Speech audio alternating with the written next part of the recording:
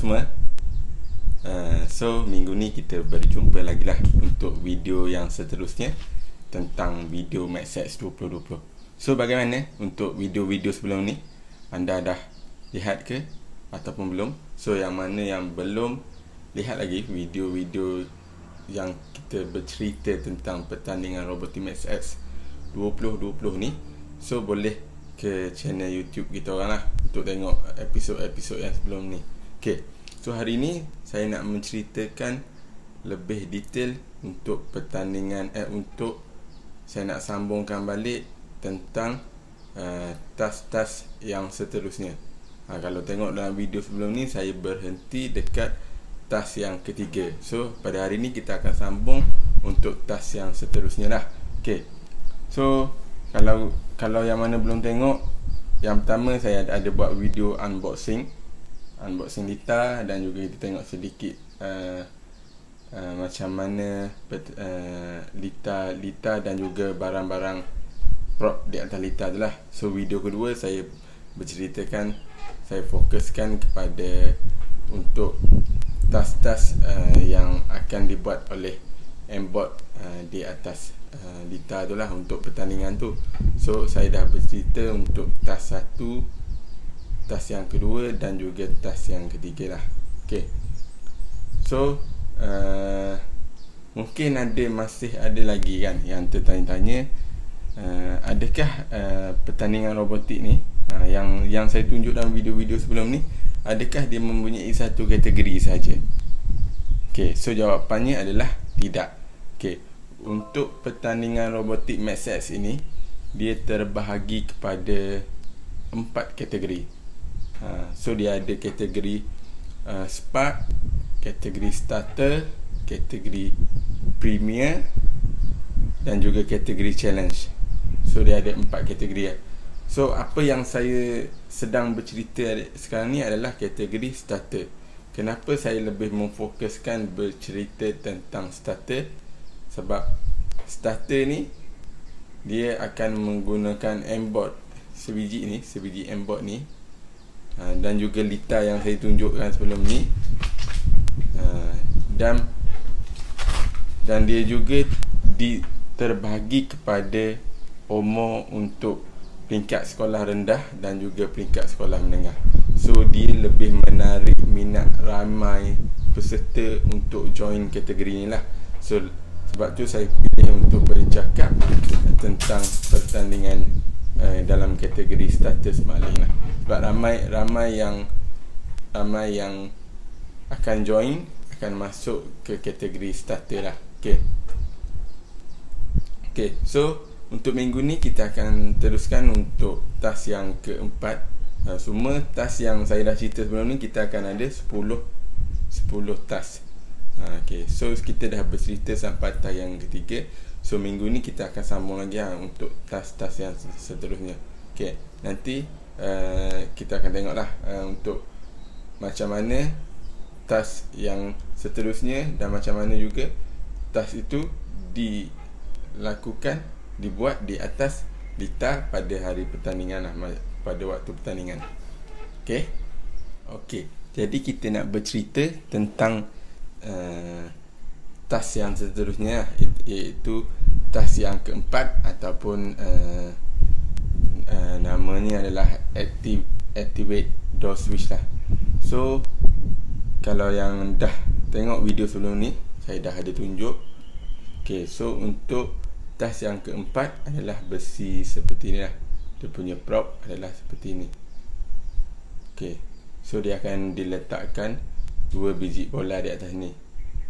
So kalau di side biru, bola tu akan berwarna biru, dan kalau di side merah, bola tu akan berwarna merah. So apa yang perlu dibuat oleh Mbot kita ni, apa yang perlu dibuat adalah untuk menjatuhkan bola, kedua-dua biji bola ni, atau salah satu pun dah dapat markah sebenarnya, tapi kalau jatuhkan dua akan dapat full mark lah. Okay, so untuk menjatuhkan bola ini ke atas lantai. So bila dah tersentuh lantai tu akan dapat markah lah. Okay, so nanti kita akan tengok macam mana Mbot ni jatuhkan bola ni di atas Lita. Jadi untuk mission yang keempat ni, kita boleh tengok kedudukan prop untuk mission yang keempat adalah sama seperti prop untuk mission yang ketiga lah. Kedudukannya sama, cuma prop sahaja yang berbeza. Okay, so aimbot kita akan bergerak ke position untuk kita jatuhkan bola. Jadi aimbot tu hanyalah perlu melanggar sehingga bola tu jatuh. Okey, so setiap jatuhan bola itu akan diberikan markah sama seperti bola-bola yang lain lah yang saya ceritakan sebelum ni. Okey, so itu selesai untuk mission yang keempat. So selesai untuk task yang keempat. Okey, so kita dah tengok macam mana task keempat tu dijalankan di Atleta kan. So untuk seterusnya adalah saya nak bercerita tentang task yang kelima lah. Okey, so untuk task yang kelima ni dia adalah dua prop lah. Dua prop iaitu dua biji cube yang akan disusunkan seperti ini dan juga atau satu silinder. Silinder ni warna merah di right side dan juga warna biru di blue side. Okey, so apa yang berbeza untuk task yang kelima ni? Yang berbezanya adalah jika aimbot kita ni bertemu dengan blok atau cube ni berwarna kuning, so aimbot tu perlu jatuhkan cube di atas. Perlu jatuhkan. Okay, so dia akan diberikan markah. Dan jika aimbot ni bertemu dengan silinder, aimbot ni perlu mengelak silinder ni. Okay, so nanti saya akan tunjukkan macam mana untuk kita, macam mana di atas lita nanti kalau robot tu berjumpa dengan cube, dan juga macam mana bila dia berjumpa dengan silinder. Okay, so selesaikan task ni, mungkin anda boleh menggunakan yang terbaru daripada MacBlock, Smart Camera, ataupun anda ada inisiatif lain untuk menjalankan task yang kelima ni. Okay, so masing-masing di atas aktiviti masing-masing lah. Okay, so kalau mungkin guna Smart Camera, anda boleh detectkan bentuk dan juga warna lah. Okay, so kita tengok macam mana untuk kita buat di atas lita lah. Jadi macam ni lah susunan untuk prop mission yang kelima. Tapi mungkin di hari pertandingan mungkin blok akan berada di tepi atau silinder akan berada di tengah. Itu atas juri masing-masing yang akan tetapkan macam mana lita pada hari pertandingan. So saya nak tunjuk macam mana bila aimbot ni, bila dia berjumpa dengan silinder, dia tak boleh menjatuhkan silinder, dia perlu elak silinder. Seterusnya dia akan melepasi sahaja silinder tu tanpa menyentuh atau menjatuhkan silinder tu, tanpa keluarkan silinder tu daripada bulatan dia lah. So maknanya berjaya lah dan akan diberikan markah. Okay, so macam mana pula kalau robot ni dia berjumpa dengan cube ataupun petak kuning tu. Jadi sekarang ni saya nak tunjuk pula macam mana jika aimbot robot kita ni berjumpa dengan cube kuning ni lah. So mungkin atas aktiviti masing-masing nak menggunakan cara apa. So saya hanya menggunakan cara manual lah. Saya buat extension untuk bila dia terjumpa, dia boleh menjatuhkan silinder yang atas lah. Okay, so bila dah terjatuh tu, so maknanya dia berikan markah yang penuh lah. Okay, so selesai untuk mission yang kelima lah. Okay, jadi sekarang kita nak bercakap pula tentang mission yang keenam, atau dikenali sebagai Community Data Inspection. Okay, so untuk mission yang keenam dan yang ketujuh ni, missionnya adalah agak hampir sama, menggunakan prop yang sama, cuma cara saja yang sedikit berbeza. Okay, so saya terangkan dulu untuk mission yang keenam dulu. Okay, so untuk mission yang keenam adalah kita akan menggunakan prop ni lah. Prop ni, kalau yang dah mana tengok video sebelum ni, saya dah pernah tunjuk prop ni.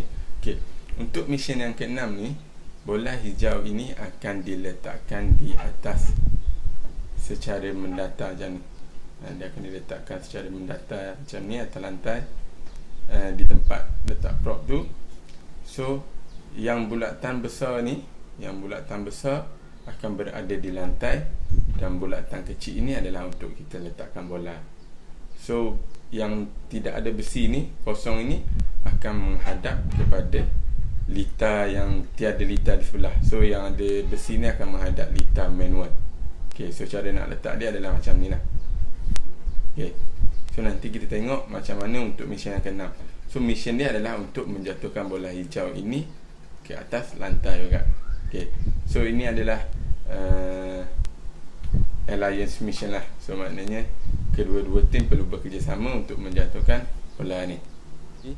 Untuk mission yang ke-6 ni, M-Bot perlu ke tempat mission yang ke-6, tempat prop yang mission yang ke-6 tu. So M-Bot perlu pergi ke arah bola hijau dan menjatuhkan bola hijau di atas besi itulah. Okay, so jadi robot ni perlu menjatuhkan bola hijau di atas. Okay, so bola hijau ni akan diletakkan sebanyak 3 biji lah. 3 biji di bahagian tengah ni, dan perlu diselesaikan bersama-sama dengan tim kita punya satu tim partner. Okay, so selesai untuk jatuhkan ketiga-tiga bola dalam mission 6. Okay, so lepas ni kita akan bercerita pula macam mana untuk mission yang ke-7. Apa perbezaan mission ke-7 dan mission ke-6. Jadi kita teruskan untuk mission yang ke-7. Okay, so mission yang ke-7 ni lebih kurang dengan mission yang ke-6. Agak sama, cuma apa yang membezakan mission 6 dan mission yang ke-7 ni adalah prop yang digunakan masih sama, iaitu prop ni. Cuma untuk mission yang ke-7, bola hijau ni akan diletakkan di atas. Prop ni akan diletakkan secara menegak macam ni. Okay, so untuk bulatan besar ni akan menghadap litar manual, dan bulatan kecil ni akan menghadap ke side yang tak ada mat lah, yang tak ada litar. Okay, so macam ni cara letak dia. Okay, so tugas M-Bot adalah sama juga seperti mission yang ke-6, perlu menjatuhkan bola hijau ini untuk mendapatkan markah. Okay, so nanti kita akan tunjuk juga macam mana dekat atas litar kita nak jatuhkan bola ni. Okay, jom. Jadi mission yang ke-7 ini adalah sama juga seperti mission yang ke-6. Kedudukan prop adalah sama, cuma cara kedudukannya adalah berbeza, dan M-Bot perlu menjatuhkan ketiga-tiga bola sama seperti mission yang ke-6. Jadi M-Bot ini perlu juga menjatuhkan bola hijau sama seperti mission yang ke-6 tadi ya. Okay. So ketiga bola perlu dijatuhkan.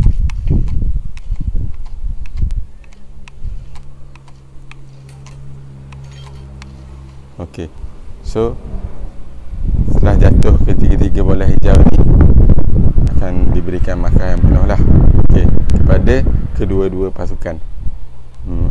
Disebabkan ini adalah alliance mission. Okay, so kita akan teruskan untuk mission yang seterusnya, iaitu mission yang ke-8. Okay, so sekarang kita nak sambung bercerita untuk mission yang ke-8 lah, untuk task yang ke-8. Okay, so task yang ke-8 ni atau lebih dikenali, diberi nama Unload Base Station. Okay, so di mission yang ke-8 ini dia adalah menggunakan satu menara lah, menara yang sedikit rendah. Okay, nanti dekat mission yang ke-9 tu kita akan tengok menara yang sedikit tinggi. So menara yang rendah ni, so apa yang special untuk mission yang ke-8 dan mission yang ke-9 adalah bola kuning yang bersaiz besar. Okay, so setiap jatuhan bola kuning ni akan memberikan nilai 30 markah. Okay, so bola-bola yang saya cerita sebelum ni, bola warna merah, bola warna hijau dan bola warna biru, memberikan markah setiap tas yang berjaya itu, setiap jatuhan bola yang berjaya itu akan diberikan markah sebanyak 20. Cuma kelebihan bila di mission yang ke-8 dan mission yang ke-9 ini, setiap jatuhan bola yang besar ini diberikan markah sebanyak 30. Okey, menarik kan? Okey, so kita tengok macam mana untuk kita buat mission yang ke-8 ini. Okey, jom. Sekarang ni kita nak bercerita tentang mission yang ke-8. So kalau kita boleh tengok aimbot ni bergerak sekarang ni menuju ke arah bola kuning, kedudukan bola kuning untuk mission yang ke-8 tu lah. Okay, so kita nak tengok macam mana aimbot ni perlu menjatuhkan bola kuning tersebut. Jadi aimbot ni perlu menjatuhkan bola kuning ni. Okey, so bola kuning berjaya dijatuhkan dan markah akan diberikan sebanyak 30 untuk mission yang ke-8. Okey, seterusnya kita tengok macam mana pula untuk mission yang ke-9. Selesai untuk mission yang ke-8. Jadi untuk mission yang ke-9 juga hampir jalan ceritanya hampir sama seperti mission yang ke-6 dan yang ke-7. Yang hampir sama, cuma berbeza sedikit. So mission yang ke-8 dan mission yang ke-9 juga seperti itu. Okay, so apa yang membezakan mission yang ke-8 dan mission yang ke-9 adalah mission yang ke-9 dia menggunakan menara yang lebih tinggi. So kalau kita tengok tadi, menara yang ke-8 lebih rendah, hampir separuh daripada ini. Okay, so ini mission yang ke-9 menggunakan menara yang lebih tinggi. Okay, so bola sama juga seperti mission yang ke-8 tadi, akan diletakkan di atas ni dan aimbot perlu menjatuhkan bola ke atas lantai dan akan diberikan markah sebanyak 30 markah. So specialnya mission yang ke-8 dan yang ke-9 ini, jatuhan bola ini akan diberikan markah sebanyak 30. Okay, so jom kita tengok macam mana pula kita nak buat mission yang ke-9 ni ke atas kereta. Okay, jadi untuk mission yang ke-9 ni hampir sama juga dengan mission yang ke-8. So aimbot perlu bergerak untuk ke arah bola kuning yang berada di hujung untuk menjatuhkan bola kuning di atas menara yang lebih tinggi lah. Berbeza dengan mission yang ke-8 menggunakan menara yang lebih rendah. Jadi untuk mission yang ke-9 ini hampir sama juga dengan mission yang ke-8 tadi. So robot perlu menjatuhkan bola kuning dan jatuhan bola itu diberikan sebanyak 30 markah. Okay, so kita dah selesai untuk mission dari mission pertama hingga ke mission yang ke-9 di automatic stage. Seterusnya nanti kita akan tengok macam mana untuk mission yang terakhir, iaitu mission yang ke-10 di manual stage. Okey, jadi yang seterusnya dan juga yang terakhir untuk mission MaxX Crew 2020 iaitu manual stage mission lah. Okey, so manual stage mission ini apa yang menariknya adalah kita dibenarkan menggunakan Bluetooth controller. Peserta dibenarkan untuk menggunakan Bluetooth controller. So untuk mission yang ke-10 ini adalah diberi nama City Data Collection lah, dia atau dikenali sebagai manual stage yang akan menggunakan litar bersebelahan dengan automatik. So mission yang pertama hingga mission yang ke-9 kita akan lakukan di automatic stage, dan mission yang ke-10 ini akan dilakukan di manual stage, litar manual stage. Okay, so di litar manual stage tu akan dibekalkan sebanyak 25 biji bola putih. So bola putih ini, setiap bola putih ini akan disusun di atas lantai, dan apa yang perlu dibuat oleh aimbot adalah aimbot perlu mengambil bola-bola putih ini dan memasukkan ke dalam kontainer bekas yang disediakan di tengah. So perlu masukkan ke dalam kontainer, dan setiap bola yang masuk itu akan diberikan markah sebanyak 10 markah untuk bola warna putih.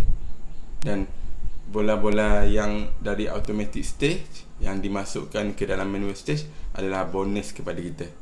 Okay, so setiap bola tu perlu dimasukkan, dan kita dibekalkan sebanyak 25 biji bola putih, dan ditambah juga dengan bola-bola extra yang daripada automatic stage yang kita berjaya bawa masukkan ke dalam manual stage.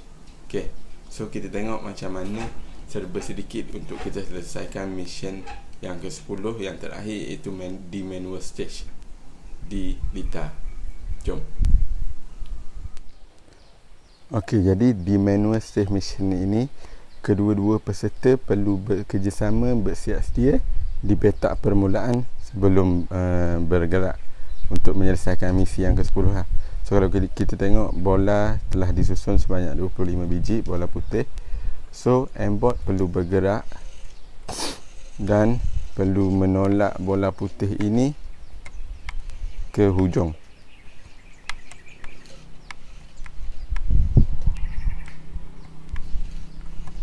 Okey, so kalau kita tengok bola-bola yang telah ditolak oleh aimbot ke hujung dan peserta yang kedua ataupun kita punya partner boleh menggunakan tangan sekiranya bola berada di zon hujung ni. Jadi peserta ataupun kita punya partner boleh mengambil bola ini menggunakan tangan. Boleh menggunakan tangan untuk diletakkan di atas aimbot. Okey, so masing-masing punya kreativiti masing-masing untuk design macam mana aimbot untuk kita letakkan bola. So aimbot ni akan bawa bola yang dah ada dekat atas aimbot tadi. Aimbot akan bawa bola tu untuk diletakkan bola tersebut di dalam kontainer yang disediakan di tengah-tengah ni. Okey, so setiap bola putih akan diberikan markah 10 dan ditambah dengan bola-bola extra yang kita jatuhkan daripada automatic stage ke dalam manual stage. Okay, so untuk manual stage, masa yang diberikan adalah 1 minit 30 saat. Okay, jadi selesai untuk mission yang ke-10. Okay, jadi setakat itu sajalah perkongsian saya untuk serba sedikit tentang pertandingan robotik SX20. Okay, macam mana pertandingan dia, kita dah tengok Lita dia macam mana untuk kategori starter. Okay, so saya dah selesai untuk kesemua mission. Okay, so mungkin kita akan berjumpa di video yang lain. So jangan lupa untuk subscribe kita punya channel YouTube Jazari Robot, dan jangan lupa follow kami di media sosial kami di Instagram Jazari Robot dan juga di Facebook Jazari Robot. Okay, so setakat itu saja perkongsian saya pada kali ini. So kita jumpa lagi pada waktu akan datang. Okay, semoga ilmu yang diberikan ini bermanfaat untuk anda gunakan. Okay, so terima kasih semua. Bye bye.